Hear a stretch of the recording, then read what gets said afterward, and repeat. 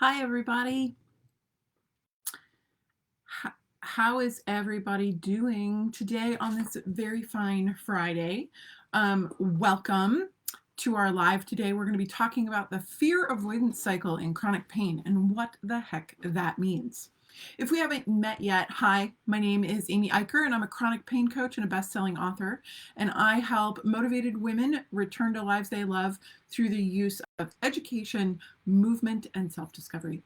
And I wrote a blog post this week all about this idea or concept called the fear avoidance cycle. And if you've lived with chronic pain very long, you understand the cycle, right? Like you're living it. So you know what it is. It's just you probably didn't know that it had a name or that it was being studied or that like there's elements to it that we actually have an enormous amount of control over. And oftentimes, our physical therapists or our mental health professionals are doing things to try to help us through these ideas, but because they haven't actually lived with chronic pain, most of them, they don't always completely understand how it works or how it sounds. So since I do have plenty of experience with chronic pain and now long COVID, I get that the words used to describe these things are absolutely abysmal, and I apologize up front for that. We've got to use the names that our researchers and the people that are present use.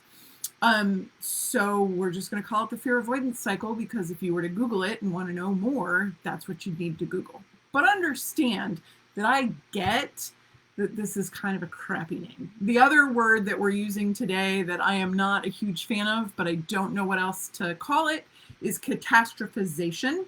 And that is part of this fear avoidance cycle. And just know that I do not care for these terms. I just don't have any other words to put in their place. And they're the words that are used in the research, so that if you wanted to follow up on some of these concepts, it's what you would need to Google. I'm not using them because I think that your thinking is wrong or that I think you're being melodramatic. I don't. I think you're being very reasonable given what you're living through. But I want you to understand that I'm trying to bring you evidence-based current information, and that these are some of the topics and these are some of the words that are being used. So here we go. All right. With the fear avoidance cycle, this is something that we all live through, and we've probably never really given a moment's thought about, because it is such a natural response to our pain, right? So the fear avoidance is exactly what it sounds like. We do something, or we go somewhere, or we sit in a chair, or we sleep on a certain bed, and our pain increases, and we would like to avoid that happening. So we avoid those situations and we become fearful of them after enough repetition, right? This is simple behavioral psychology. It hurts. We don't want it to hurt. We ascribe the pain to the situation, to the movement, or we're told by a part of our medical team, don't do that. Like, if it hurts, don't do that, right? Like, how many of you have heard that? Raise your hand, give me a like, right? Like, we've all heard that. So we stop. Or we think our chronic pain, like that every time we hurt, we've damaged something else. So of course, we're going to be afraid of the pain. We don't want to hurt more. We don't want to damage more tissue, right? But the problem becomes when chronic pain isn't about tissue damage. And I talk about that all the time. And I have a course that you can take called Chronic Pain Explained, and I'll drop the link in the comments. But it's a completely free course. You can take it and you can learn more about some of these concepts that I'm talking about, like chronic pain is a terrible indicator of actual tissue damage. It's a great indicator that our nervous systems are not behaving the way that they're supposed to. And that's why this fear avoidance cycle is so important if we want to rein in our chronic pain, if we want our lives back, which we do, because it's the one thing that everyone says to me. What do you want? What is it that I can do for you? Why are you here? I want my life back, right? Okay. Well, you weren't afraid of squatting or chairs or, leaving your house or being stuck in a situation where you can't get comfortable prior to experiencing chronic pain, right? So in order to get your life back, we have to get you back to a place where you're not afraid and you're not avoiding certain movements. That's chronic pain rehab. That's what I do. That's the whole shebang, right? I will tell you that it is the breaking the fear and avoidance cycle. That is like when people say, well, how did you get better? Like, what did you do? I guess this concept was the magic bullet for me. This was the thing, if we have that in chronic pain, that enabled me to get my life back, was breaking this cycle. So several years ago, I took a class from Stanford professor Dr. Beth Darnell called Empowered Release, and it was brilliant.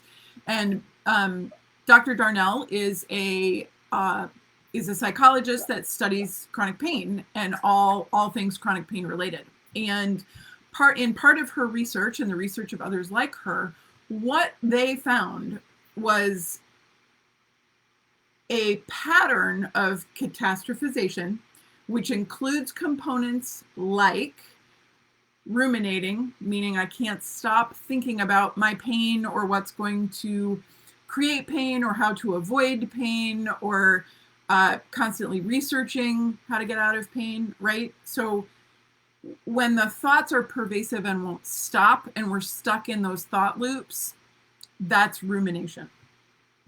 We also have magnification.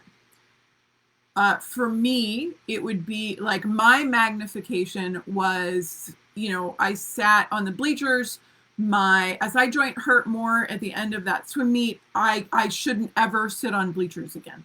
Like because of the information that I had, the conclusions that I drew, while reasonable, were still wrong and were still way out of proportion to the actual facts. I can't ever bend over, right? Well, that's silly. I was bending over to tie my shoes, but yet bending over to, feed the dogs was that, like, you didn't do that. That was something I would have said, I can't do that. So magnification, also another, like, those were examples of negative, like things I can't do. Also would have been like, I can only stand for X amount of time. I can only do this. My SI joint is wildly out, right? It is dislocated. Even though that's what my medical professionals were telling me, in my case, there was no separation on films of the joint. There was nothing actually indicating that was really what was happening, except for pain and theories from 1950 that were debunked in the 1990s. So all of that pain I made out to be really, really awful, and my joint being out of place, and like that continued my fear because I didn't want to hurt anymore. 20 years was plenty. I was done hurting, right? And then the last aspect of catastrophic thinking is helplessness. There's nothing I can do to stop it. There's nothing I can do to fix it. There's just nothing I can do. So you've got rumination, which is I can't stop thinking about it. Magnification, people would call it blowing things out of proportion. But as you heard in my example, yes, it was magnification, but it wasn't unreasonable based on the information that I'd been given. I needed different information to draw different conclusions, right? So what I'm saying here is it's not your fault. That, like, sometimes the magnification is not your fault. And I want you to hear that. It still needs to be changed in order for you to get your life back. But it's not like it doesn't make sense, okay? And then the last thing is helplessness, thinking that there's nothing you can do. Probably because you've been dealing with this for a while. Probably because doctors have told you there's nothing more they can do. Probably because you've tried everything, from standing on your head to balancing cabbage on your feet, and you feel like there's nothing you can do. Well, I want to take the next few minutes to tell you there's a lot that you can do. Like that's what my blog is about. That's what my Facebook group is about. That's what all my videos on YouTube are about, is that there's so much we can do. And just because our medical professionals don't understand the reality of chronic pain doesn't mean that you are out of options. It means they are out of options, but not you. So, since we know that fear causes our muscles to tense, right? Like who wants to walk around with balled fists all day? Aren't your hands going to be tired and sore by the end of the day? Mine sure would be. But if we are constantly afraid that the movements that we are making are damaging our bodies and damaging our joints and tissues, we brace. Like all of our muscles get tight, and then that's where you get that experience of muscle tension and weakness and tiredness and cranky joints that feel like they don't move right because we've held them still and firm for so long. Okay? So holding tension all the time, not good for our bodies. Our bodies are made to move. We got to move them. Like I move all the time, even when I'm sitting here talking to you, and I often feel bad about that. But you know, we got to move. All right. So we talked a little bit just a couple minutes ago about the fact that we can become avoidant of situations, certain types of chairs, certain situations, certain movements, right? So after we've experienced pain with these movements or places, we begin to not want to do that again because, like normal, reasonable people, we don't want to be in pain. So there's nothing wrong with that except for the fact we may have drawn the wrong conclusion. We may think that those situations that we are now afraid of are damaging us. And I would challenge you to really ask, is it really damaging or is it painful? Because no, don't get me wrong, nobody wants to experience pain. Heck, I don't even want to experience discomfort anymore. But the reality is we may not actually be doing damage. We may simply be experiencing pain because we're afraid that the chair is going to hurt us or the movement is going to hurt us. So we're anticipating. Call it self-fulfilling prophecy if you want. I don't really love that term, but I think everybody knows what I mean when I say that, right? Like we think it's going to happen, so it happens. The brain is very smart. Its job is to protect the meat sack, us, the body, right? The brain's sole purpose is to protect the organism, us, the body. So if the brain, believes that something is dangerous, it is going to warn you. Pain is a warning signal. And when we become constantly vigilant, constant vigilance, in the words of Mad-Eye Moody, blah, blah, blah, we crank our nervous systems up so that they are indeed constantly vigilant. They're looking out for anything that could cause danger to the meat sack. And if it thinks something bad's going to happen, it's going to let you know. And the most efficient way to get your attention is through pain. Now you're like, well, great, Amy, that's fantastic. So now I've got this Harry Potter reference and I can't stop thinking about Mad-Eye Moody and like, I'm not sorry, I think. But constant vigilance and constant tension is not an awesome way to live. Think about your friends that are really anxious about a variety of things, right? Maybe they don't have chronic pain. Maybe they're just anxious. That's not fun. It's not their fault, but it's not fun, and it's a hard way to live, and it requires an enormous amount of energy, which is why when you're in pain, you're tired a lot. Pain is exhausting.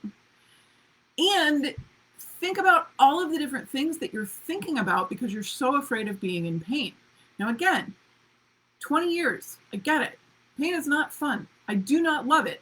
I'm just saying maybe pain is not the worst thing in the world. I know, I said it out loud. Maybe, just maybe, pain is not the worst thing in the world. Maybe the suffering and the disability that comes from constantly shrinking our lives because we're afraid of everything around us, maybe that's worse. For me, that was worse than the actual pain. All right. So now that I've pointed out all this phenomenally happy things, right? So like, I'm hoping you see yourself a little bit in this scenario, like and it's to degrees, right? Some people are really afraid. Some people aren't very afraid at all. It shocking. It's dependent on you, the person in your experience, and like all of the other things that make you who you are, whether or not this really bothers you.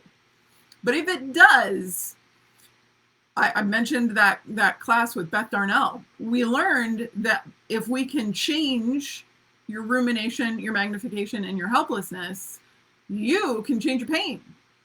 It's like one of the most efficient ways to change people's pain experience, which, like, how crazy is that? Because there's no pill for that. I mean, don't get me wrong.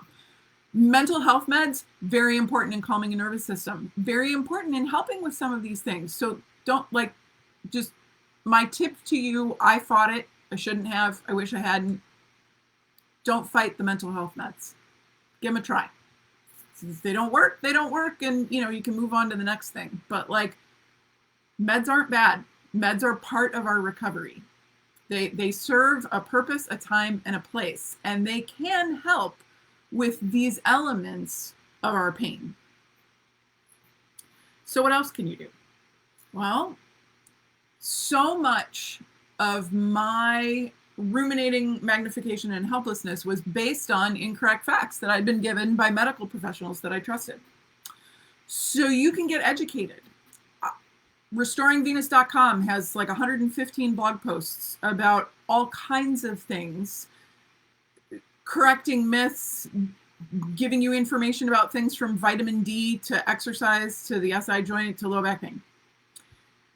You can take my free course, Chronic Pain Explained, and you can have 4 hours of free information that takes you through all the things that you need to know to navigate chronic pain with current information, like current science, current research, current theories, broken down so that you can understand them. You can get curious.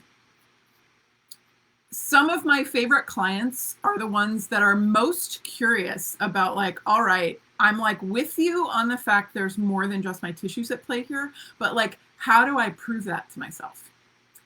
And it's getting creative. It's getting creative about the way you think. It's getting creative about the way you move. It's getting creative about the way that you live your life. And it's kind of fun when we can come up with new ways to do things and then they don't hurt, because how much better would that be? Nobody likes this one, but it is real. You can accept that today is today, and you have the capabilities and the energy and the emotional range and just ability that you have today. Maybe tomorrow it'll be different. 3 months from now, it could be completely different because you're building more capacity. But for today, you can't live with the body that you had 15 years ago, because your body is different today. It would be different today if you didn't have a lick of pain, because hopefully we're getting older, because if we're not getting older, we're dead, and that's bad. Dead is worse than chronic pain, I think. But the point is, we're constantly changing. We're constantly learning, I hope. We're constantly trying new things. And so when you wake up in the morning, all you have is today, the capacity that you have today.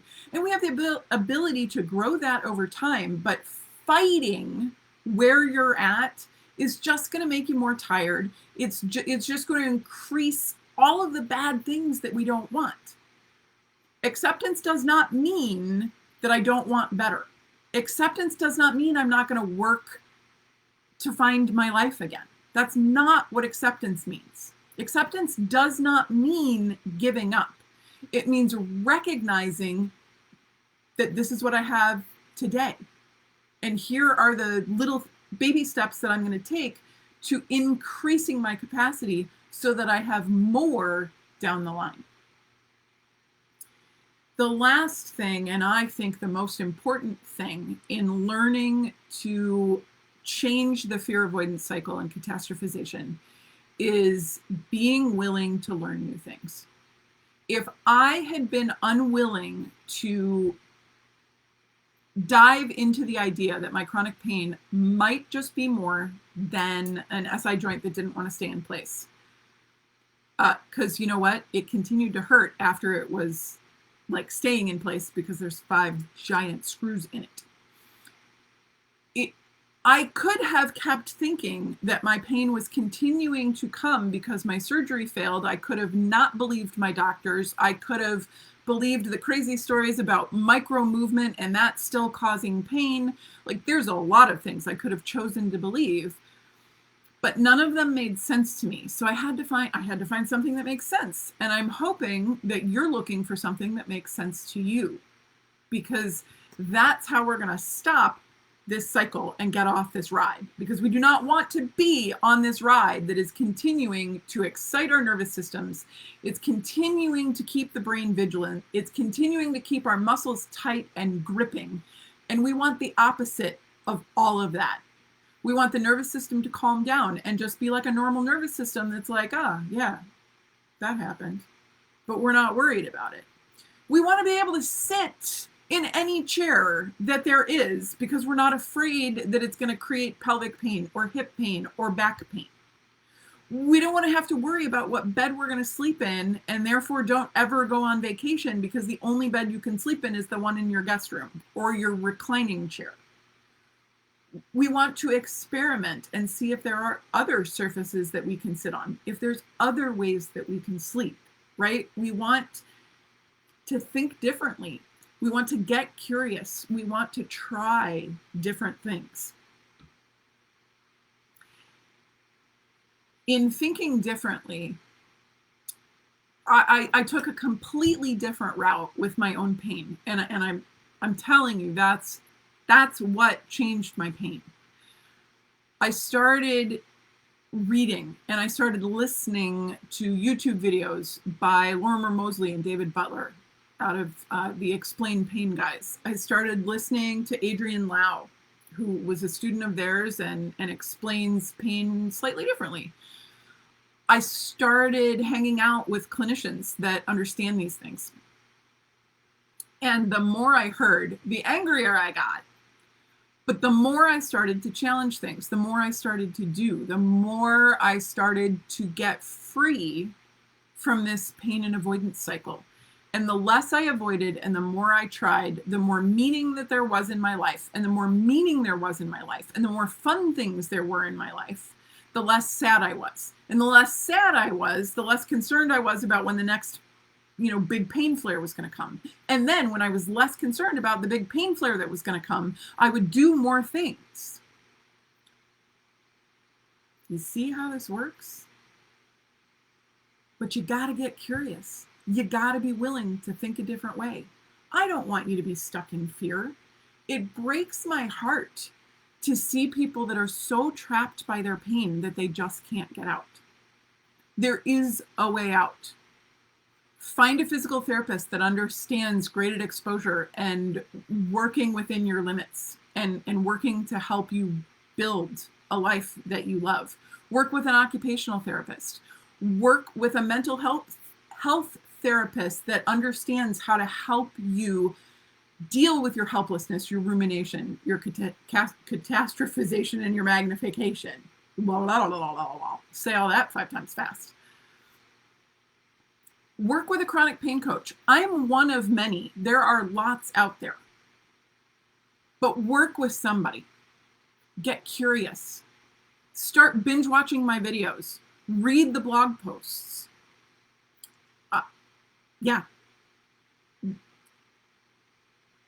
End this cycle so that you can get back to the life that you love. I appreciate you spending time with me on this beautiful Friday afternoon. I hope that if you have enjoyed this content, you will like and share and make the Facebook gods happy. And if you are enjoying my weekly lives and the free content that I put out, it would really help me if you would pop over to buy me a coffee and just give me a little $5 donation to help keep these coming and to keep all the equipment going that I need to continue to do this for you. And if you're interested in coaching, go ahead and reach out to me. Tag me in the video. Send me a direct message. Let's talk about it. I'm running a special right now for a new brainchild of mine called Lightning Coaching. It is one price for a year of as many 15-minute sessions with me as you want. The only requirement is that you complete the homework that we agree on in the last session before you book the new one. That's it. One price, one-time payment, a year of unlimited 15-minute sessions with me, and all you have to do is complete your homework, which is what's going to help you get better. So I will drop a link for all of those things in the comments, and I will see you next week. Bye, everybody.